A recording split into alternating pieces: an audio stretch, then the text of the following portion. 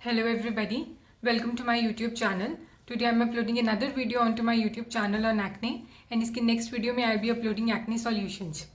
Keeping the video very short and precise, let me tell you कि acne होते क्या हैं और ये होते क्यों हैं. As you can clearly see in this picture that there is a hair follicle that is surrounded by sebaceous gland. इस sebaceous gland को हम ऑयल ग्लैंड भी कहते हैं, जिसका मेन फंक्शन ऑयल को प्रोड्यूस करना होता है, जो कि हमारी स्किन की सरफेस को लुब्रिकेट करता है और उसे फ्रिक्शन से बचाता है.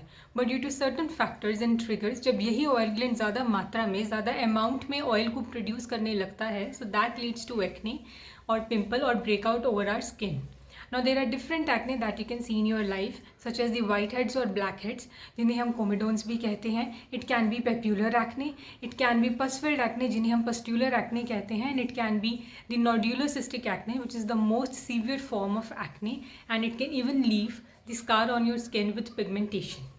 इसके अलावा भी बहुत डिफरेंट टाइप्स के एक्ने होते हैं, जैसे एक्ने मैकेनिका, जिसे हम एक्ने ओक्लूजो भी कहते हैं, और ये प्रेशर की वजह से होते हैं, जो कि मोस्ट कॉमनली आपके फोरहेड पे, लोअर बैक पे और आपकी जोल्स पे पाए जाते हैं. एंड दैट इज़ अकरिंग अगर आप बहुत लंबे समय पर टाइट क्लोथिंग्स वियर करते हैं या बहुत समय तक टेनिस बैंड को या हेलमेट को वियर करते हैं, so that can lead to acne mechanica, which is also called as acne occlusio. Another form of acne is the acne eruptio, which is occurring due to the intake of certain drugs such as the anti-tubercular therapy or the steroids. Now, these were the different types of acne. अब हम बात करेंगे कि acne होते क्यों हैं.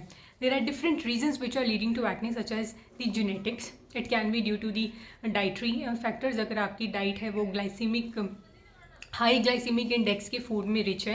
As such there is no study based evidence कि oily food is leading to acne, but there is surely a factor that oily skin can lead to acne. Oily food can enhance the inflammation inside your body that can exaggerate the already existing acne. It can even be occurring due to the hormonal imbalance, such as in 70% of females due to the premenstrual flare, and it can also be occurring due to the PCOS, जिसे हम polycystic ovarian syndrome भी कहते हैं.